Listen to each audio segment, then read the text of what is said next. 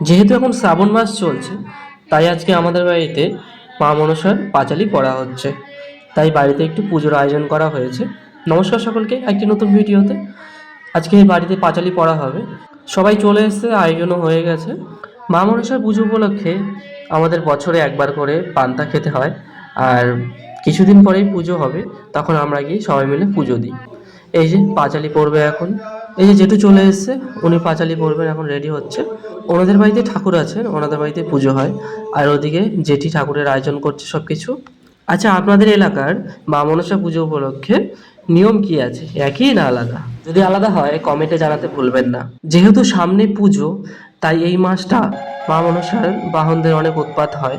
তাই সকলকে ভালো রাখার জন্য একটু পুজো দেওয়া হচ্ছে আর কি বাড়িতে।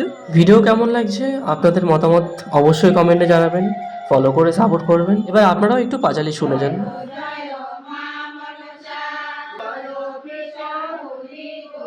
তারপরে বন্দনা করি মা মনসা